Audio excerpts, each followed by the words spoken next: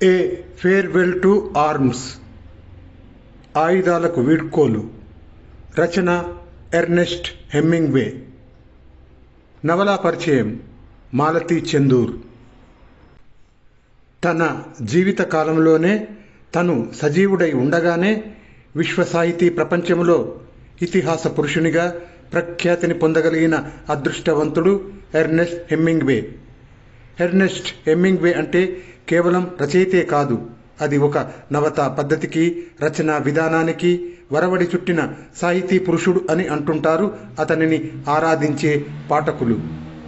సాహిత్యంలో అతి ఉన్నతమైన ప్రతిష్టాకరమైన నోబెల్ బహుమతిని అందుకొని, అది అందుకున్నాక 7-8 పాటు సంచలనాత్మకమైన జీవితాన్ని గడిపి 62వ ఏట మరణించిన ఈ మహారచయిత రచించిన ఏ ఫేర్వెల్ టు ఆర్మ్స్, ఆయుధాలకు వీడ్కోలు అన్న నవలను పరిచయం చేయబోతున్నాను. ఎర్నెస్ట్ హెమ్మింగ్వే అంటే చాలామందికి old man and the sea, వృద్ధుడు సముద్రము అన్న నవల జ్ఞాపకం వస్తుంది. 1954లో నోబెల్ ప్రైజ్ ఇచ్చినప్పుడు ఈ గ్రంథాన్ని తమ ప్రశంసా పత్రంలో ఉదహరించారు నోబెల్ కమిటీ వారు. అయితే నాకే కాదు, నాలాంటి సెంటిమెంటల్ రీడర్స్కి హెమ్మింగ్వే నవలలు అన్నిటిలో ఫర్ హూమ్ ది బెల్ టాల్స్, ఎవరి కోసమై గంటలు మ్రోగుతాయో అని దీనిని తెలుగులో చెప్పుకోవచ్చు. నవల అంటే ఎంతో అభిమానము. ఫర్ హూమ్ ది బెల్ టాల్స్ నవల నాకు చాలా ఇష్టం. ఈ నవలని సినిమాగా కూడా తీశారు. సినిమా చాలా మటుకు మర్చిపోయాను, కానీ అందులో ఒక దృశ్యం మాత్రం కళ్ళకు కట్టినట్లుగా ఈనాడు నాకు వివరముగా జ్ఞాపకం ఉన్నది. ఇన్గ్రెడ్ బెర్గ్మ్యాన్ నటించిన ఆ క్యారెక్టర్ 25 యువతి తలను పూర్తిగా గుండు చేస్తారు శత్రువులు. అప్పుడప్పుడే ఎదుగుతున్న ఆ తల కట్టుని నెమ్మదిగా జాలిగా తడుముతూ ఉంటాడు హీరో వేషం వేసింది గ్రెగరీ పెక్ అని జ్ఞాపకం. హీరో కొంచెం ఎదుగుతున్న హీరోయిన్ తల వెంట్రుకలని రాస్తున్నప్పుడు ఆ హీరో కళ్ళు చెమరుస్తాయి, ప్రేక్షకుల కళ్ళు కూడా తడి అవుతాయి. ఒక స్త్రీని అవమానపరచి అందవిహీనురాలుగా చేయాలంటే శిరోజాలను తీసివేయటం కంటే న్యూనత మరి ఒకటి ఉండదు. ఆ పనే చేస్తారు శత్రువులు.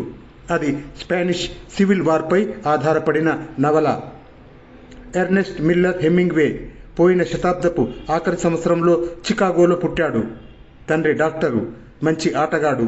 తండ్రికి పుట్టిన 6గురిలో ఇతను రెండోవాడు.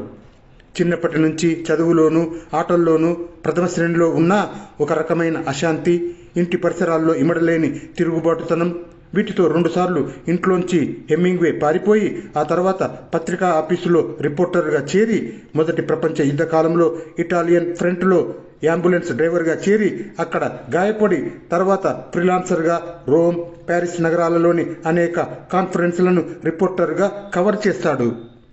30 ఏండ్లు నిండక ముందరే కవులతో, చిత్రకారులతో, ప్రసిద్ధ రచయితలతో సన్నిహితంగా తిరిగి హెమ్మింగ్వే కథలు రాయటం మొదలుపెట్టి రచనా ప్రపంచంలో ప్రత్యేక స్థానం ఏర్పరచుకున్నాడు. ఎర్నెస్ట్ మిల్లర్ హెమ్మింగ్వేలో గల మధ్య పేరు మిల్లర్ వదిలేసి ఎర్నెస్ట్ హెమ్మింగ్వేగా పాఠకులకు అతను చిరపరిచితుడు, ప్రేమాస్పదుడు అయినాడు. హెమ్మింగ్వే కథకునిగా గొప్పవాడా, నవలా రచయితగా గొప్పవాడా అని ఈనాటికి విమర్శకులు చర్చిస్తూ ఉంటారు. ఈనాడు పరిచయం చేస్తున్నది హెమ్మింగ్వే పుస్తకాలలో 5వది, నవలల్లో 2వది. దీని పేరే ఏ ఫేర్వెల్ టు ఆర్మ్స్. ఈ నవలతో హెమ్మింగ్వేకి ప్రపంచ సాహిత్యంలో ప్రత్యేకమైన స్థానం లభించింది. ఆ తర్వాత వచ్చిన రచనలు కూడా చాలా ప్రఖ్యాతి పొందాయి. ఎర్నెస్ట్ హెమ్మింగ్వే రచయితగానే కాక వ్యక్తిగాను కూడా ఒక ప్రత్యేకత కలిగిన వాడు. ఇతనికి బుల్ ఫైటింగ్ అంటే చాలా ఇష్టం. బాగా సుష్టుగా తిని పొట్ట నిండుగా త్రాగేవాడట. అది అరిగేదాకా కసరత్తు చేసేవాడట. సాధారణంగా రచయితలు, చిత్రకారులు వంటి వాళ్ళు దేహ పరిశ్రమను చెయ్యరు, కానీ హెమ్మింగ్వే అలా కాదు. జంతువులను వేటాడేవాడు, సముద్రయానం చేసేవాడు, తిమింగలాలను వేటాడి పట్టుకోవటం ఇతనికి ఇష్టమట. ఇంతటి వైవిధ్యమైన సంచలనాత్మకమైన జీవితాన్ని గడిపిన రచయిత మరొకడు లేడు అంటారు. గుబురు గడ్డము, లావుగా భారీగా ఉన్న దేహము, కాకి బట్టలు, చేతిలో తుపాకీతో తెలియని వాళ్ళు చూస్తే ఇతన్ని రచయిత అనుకునేవారు కాదట.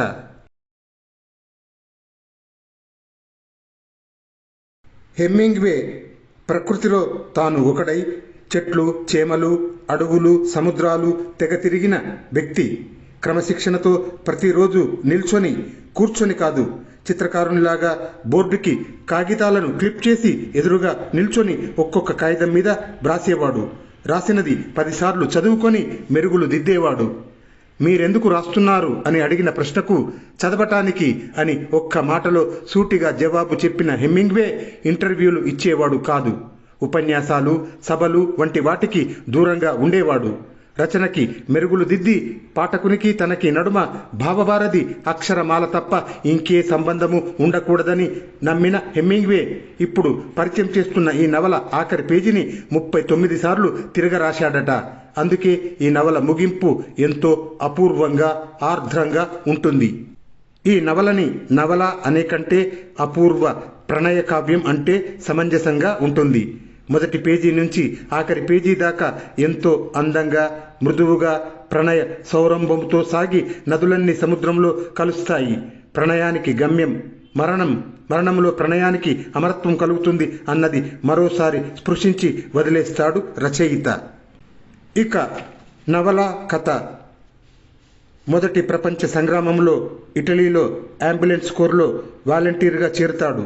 జన్మతః అమెరికన్ అయిన హెన్రీ మిలాన్కి ప్రక్కనున్న పల్లెలో కాంపు అయి ఉన్న ఈ అంబులెన్స్ కోర్లో ఒక ఇటాలియన్ ప్రీస్టు, మరో ఇటాలియన్ డాక్టరు ఉంటారు. ఈ హెన్రీ ఎక్కడి నుంచి వచ్చాడో, అతని తల్లి తండ్రి కుటుంబ చరిత్ర ఎక్కడా చెప్పడు రచయిత. అసలు నవలంతా ఉత్తమ పురుషులో హెన్రీ దృక్పథం నుంచి నడుస్తుంది. పల్లెలో క్యాంపులో ఉన్న ఈ పేరా మిలిటరీ సర్వీసులో యుద్ధరంగానికి ఆహారము, ఆయుధాలు పంపటమే కాక గాయపడిన వాళ్లను ఆసుపత్రికి తీసుకురావటం చేస్తుంటారు. ఈ అంబులెన్స్ కోర్లో ఉన్న ఇటాలియన్ డాక్టర్కి హెన్రీ అంటే ఇష్టం. వీరితో పాటే ఉన్న మత గురువుని ఏదో ఒక మాట అని ఏడిపించటం డాక్టర్కి సరదా. కథారంభం నాటికి హెన్రీ సెలవు మీద వెళ్ళి వెనక్కి వచ్చి క్యాంపుకి రిపోర్టు చేస్తాడు. సన్నగా చిన్నగా పారే నీటి ప్రవాహపు ఒడ్డున ఉన్న క్యాంపు. అక్కడ పాతకాలపు భవనము. ఆ భవనంలో వంటలు, భోజనాలు. చుట్టూరా చెట్లు, పొడవాటి సరుగుడు చెట్లు, కొండలు. ఆ కొండల మీద ఒకప్పుడు దట్టంగా పచ్చగా ఉన్న ఆ చెట్లు అవి 3 ఏళ్లలో ఎండిపోయి మోడువారి నేలలో పాతిన బెదురు బొంగుల్లా ఉంటాయి. శత్రువుల తుపాకీలకి మనుషులతో పాటు ఈ చెట్లు కూడా నేల కూలి కొండలు బోడిగా బోసిగా ఉన్నాయి. సెలవుల నుంచి తిరిగి వచ్చిన హెన్రీ తన కళ్ళ ముందరే 3 ఏళ్ల కాలంలో మారిపోయిన చుట్టూ ప్రకృతిని చూస్తున్నాడు. యుద్ధం, విధ్వంసం, చెట్లు, మనుషులు, చేతన అచేతనములన్నీ నాశనం. ఈ యుద్ధానికి ఆకరణ ఏముంటుంది? మరణం, చలన రహితమైన మృత్యువు. అప్పుడే క్యాంపుకు తిరిగి వచ్చిన ఇటాలియన్ డాక్టర్ హెన్రీని అక్కడికి కాస్త దూరంగా ఉన్న హాస్పిటల్కి తీసుకెడతాడు, కొత్త స్నేహితులను పరిచయం చేస్తానని. చీకటి పడేసరికి ఆడవాళ్ల పొందు కోసం తహతహలాడే సైనికులకి తరచూ లభించే వేశ్యలు తప్ప మామూలు మంచి కుటుంబాల స్త్రీలు కనపడరు. కాలక్షేపం కోసం శరీరాలను కొనుక్కున్నా ప్రతి సైనికుడికి మర్యాదైన కుటుంబం నుంచి వచ్చిన మామూలు అమ్మాయితో పరిచయం చేసుకోవాలన్న కోరిక ఉంటుంది. అలా డాక్టర్ రినాల్డీ హెన్రీని ప్రక్కనున్న బ్రిటిష్ హాస్పిటల్కి తీసుకెడతాడు. అక్కడ 2 నర్సులతో పరిచయం అవుతుంది. అందులో ఒక అమ్మాయి హెలెన్ ఫర్గసన్, రెండో అమ్మాయి కేథరిన్ బర్కలే.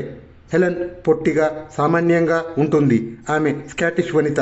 కేథరిన్ బ్రిటిష్ వనిత, సన్నగా నాజూకుగా అందంగా ఉంటుంది. హెన్రీ కేథరిన్ పట్ల ఆకర్షితుడు అవుతాడు. కేథరిన్ దూరంగా ముభావంగా ఉంటుంది. 2-3 రోజుల పరిచయం అనంతరం కేథరిన్ ఎందుకలా ఉందో అర్థమవుతుంది హెన్రీకి.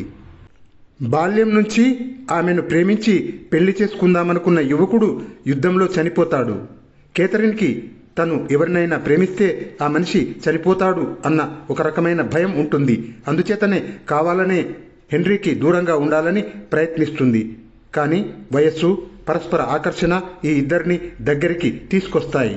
ఈలోగా అంబులెన్సులతో పాటు వార్ ఫ్రంట్కి వెడుతున్న హెన్రీ మెల్లో కేథరిన్ సెయింట్ యాంథోనీ క్రాస్ వేస్తుంది, క్షేమంగా తిరిగి రమ్మని. హెన్రీ కేథరిన్లు ప్రేమలో పడ్డారని అందరికీ తెలుసు.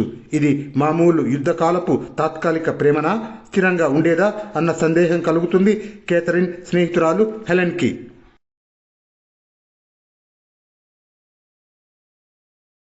యుద్ధ రంగంలో ట్రెంచెస్లో ఉన్న హెన్రీకి అతని తోటి సైనికునికి దెబ్బలు తగులుతాయి. తన కళ్ళ ముందరే 20 ఏండ్లు నిండని ఆ సైనికుడు కళ్ళు మూస్తాడు. నెత్తురు కారుతున్న గాయంతో హెన్రీని డేరాలో పడేసి అందుబాటులో ఉన్న మందులతో కట్టుకడతారు. ఈగలు, దోమలు, ఎండ, ఎక్కడ చూసినా గాయాలు తగిలిన వాళ్ళు, నెత్తురు, కట్లు కట్టని గాయాలు, మందులే లేని తాత్కాలిక ఆ వైద్యశాలలు, మురికిగా దుమ్ము ఊడుతున్న కట్లతో హెన్రీని మిలాన్లోని ఆసుపత్రికి తీసుకువచ్చి పడేస్తారు. మొదటి 2 రోజులు ఆ బ్రిటిష్ హాస్పిటల్లో రోగులు, డాక్టర్లు ఎవరూ ఉండరు. హెన్రీ ఆ ఫ్రంట్లోని మొట్టమొదటి గాయపడ్డ సైనికుడు కావటంతో ఎవరు లక్ష్య పెట్టరు. 3వ రోజున హెన్రీకి దెబ్బ తగిలిన విషయం తెలుసుకొని కేథరిన్ పరిగెత్తుకు వస్తుంది. వచ్చి అక్కడే డ్యూటీ వేయించుకుంటుంది.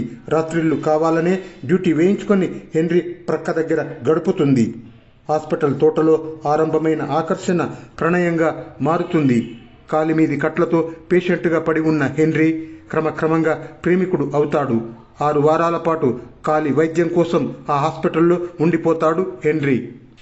ఒక రోజున హెన్రీ త్రాగుతుంటే హెడ్ నర్సు కళ్లల్లో పడుతుంది.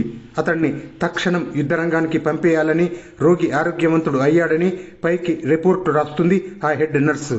అది కేవలం అసూయతో చేసిన పని అని హెన్రీకి తెలుసు. కానీ యుద్ధం అన్నప్పుడు వ్యక్తిగతమైన అభిప్రాయాలకు విలువ ఉండదు. ఆ విషయం హెన్రీకి తెలుసు. అందుకే అతను హాజరు ఇవ్వటానికి ఆర్మీ స్థావరానికి బయలుదేరుతాడు. ఈలోగా అతను ఊహించని, ఎదురుచూడని పరిణామం ఏర్పడుతుంది. కేథరిన్ గర్భవతి అన్న విషయం నిర్ధారణ అవుతుంది. హెన్రీ ఆ వార్త విన్నాక క్షణంసేపు దిగ్భ్రాంతి చెందినా మరుక్షణంలో కేథరిన్ని పెళ్లి చేసుకోవాలని అనుకుంటాడు. లిప్త కాలం పాటు తను వైవాహిక బందికానాలో ఇరుక్కుపోతున్నానా అన్న భయం కలిగినా ఈ వార్త ఎన్నడూ లేనంతగా హెన్రీని సంతోషంతో ఉక్కిరి బిక్కిరి చేస్తుంది. కేథరిన్పై అమితమైన ప్రేమ, ఆరాధన కలుగుతాయి. తక్షణం పెళ్లి చేసుకుందాం అంటాడు హెన్రీ. అయితే అందుకు కేథరిన్ ఒప్పుకోదు. ఆమె బ్రిటిష్ యువతి కాబట్టి పెళ్లి చేసుకుంటే ఇటలీ నుండి వెనక్కి పంపేసి 6 నెలల తర్వాత తిరిగి రాణిస్తారు. 6 నెలల పాటు హెన్రీని చూడకుండా ఉండలేను అంటుంది. అంతేకాదు, పెళ్లి చేసుకున్నా లేకపోయినా పర్వాలేదు, తన దృష్టిలో తమ బాంధవ్యం పవిత్రము, అపూర్వము అయినదని కేథరిన్ వాదిస్తుంది. చేసేది లేక హెన్రీ యుద్ధరంగానికి వెళ్ళిపోతాడు. యుద్ధ రంగంలో అపజయ పరంపరలు ఎదురవుతున్నాయి.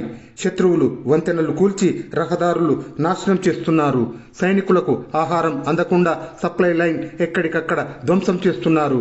ఆ పరిస్థితిలో హెన్రీ తోటి సైనికులతో పారిపోయి శత్రువుకి చిక్కకుండా జర్మన్ యూనిఫారం వేసుకొని యుద్ధరంగం నుంచి పారిపోయి వస్తాడు. ఇలా సైనిక రంగం నుండి పారిపోయి వచ్చిన డిసర్టర్ పట్టుబడితే అతన్ని కోర్టు మార్షల్ చేయవచ్చు, లేక జైల్లో పెట్టవచ్చు. హెన్రీ మిలాన్లోని ఒక హోటల్ వెయిటర్ సహాయంతో చిన్న బోటు సంపాదించి రాత్రికి రాత్రి స్విట్జర్లాండ్కు పారిపోతాడు. హెన్రీ అమెరికన్, కేథరిన్ బ్రిటిష్ వనిత. స్విట్జర్లాండ్ తటస్థ దేశం కాబట్టి ఈ ఇద్దరికీ చేతిలో గనక డబ్బుంటే అంతకంటే సుఖప్రదమైన ప్రదేశం ఉండదు. ఇద్దరి వద్ద డబ్బుంది. ఒకరి మీద మరొకరికి ప్రేమ, అభిమానము, నమ్మకం ఉన్నాయి. అందంగా, అతి సుందరంగా ఉన్న ఆ పరిసరాల్లో కేథరిన్కి పురుడు వచ్చేదాకా ఉండి ఆ పైన అమెరికా వెళ్ళిపోదామని అనుకుంటారు. అనేకసార్లు హెన్రీ కేథరిన్ని పెళ్లి చేసుకోమని కోరుతాడు. అయితే కేథరిన్ ఒప్పుకోదు. 7 నెలల గర్భంతో పొట్ట బాగా ఎదిగిన తను పెళ్లి కొరకు ఇటు చర్చి ప్రాంగణంలోనో అటు రిజిస్ట్రార్ ఆఫీసులోనో కాలు పెట్టలేనని, అలా కాలు పెట్టినప్పుడు అవతల వాళ్ళ కళ్లల్లో ప్రతిఫలించే జాలి లేక అవహేళనకి తాను తట్టుకోలేను అని అంటుంది కేథరిన్. పిల్లవాడు కలిగాక ఆ తర్వాత పెళ్లి చేసుకుందాము అంటుంది.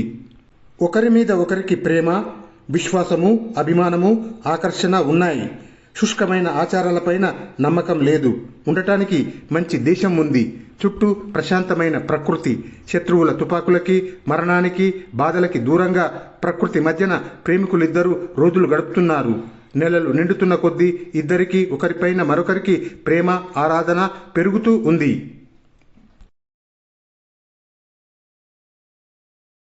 ఒక రాత్రివేళ కేథరిన్కి నొప్పులు ఆరంభమవుతాయి. సన్నగా ఆరంభమైన నొప్పులు కొంచెం ఎక్కువ అయ్యేసరికి హెన్రీ ఆమెను హాస్పిటల్కి తీసుకెడతాడు. ఒకరోజంతా ప్రసవ వేదన పడి పిల్ల మామూలుగా కనలేకపోతే డాక్టర్స్ సిజేరియన్ చేస్తారు. తోలు వలిచిన కోతిలాగా, మాంసం ముద్దలాగా ఉన్న ఆ పసివాడిని చూసినప్పుడు హెన్రీకి అందరి తండ్రులకు మళ్ళీ పితృప్రేమ గాని, గర్వం గాని కలగదు. తెల్లగా పాలిపోయి నిస్త్రాణగా పడిపోయి ఉన్న కేథరిన్ ప్రక్కకు వెళ్ళి చేయి పుచ్చుకొని నిల్చుంటాడు హెన్రీ. కేథరిన్ నీరసంగా కళ్ళు తెరిచి చిరునవ్వు నవ్వి మళ్ళీ కళ్ళు మూసుకుంటుంది. ఈలోగా డాక్టర్ హెన్రీని బయటికి వెళ్ళి కూర్చోమంటాడు. హెన్రీ తనకి పిల్లవాడు కలిగాడు, కేథరిన్కి తనకి పిల్లవాడు కలిగాడు. ఈ ఆలోచనను జీర్ణించుకుంటున్నాడు మనసులో. డాక్టర్సు నర్సులు హడావుడిగా పరిగెడుతుంటారు. అలసిపోయి నిరాశ మూర్తిభవించిన డాక్టర్ కేథరిన్ పక్కకు వెళ్ళి ఆమెకు చేయవలసిన సపర్య చేయబోతుంటాడు. ఆక్సిజన్ సిలిండర్ పెట్టినా గాలి పీల్చుకోలేక ఇంటర్నల్ హెమరేజ్తో కేథరిన్ శాశ్వతంగా ఈ లోకం విడిచి వెళ్ళిపోతుంది. ఆ తర్వాత నర్సు చెబుతుంది, కేథరిన్కి పుట్టిన శిశువు ఏడవలేదు, కడుపులోనే ప్రాణం పోయి మృత శిశువు పుట్టిందని. అప్పుడు అర్థమవుతుంది హెన్రీకి డాక్టర్ ముఖంలో కనిపించిన నిరాశ నిస్పృహలకు కారణం.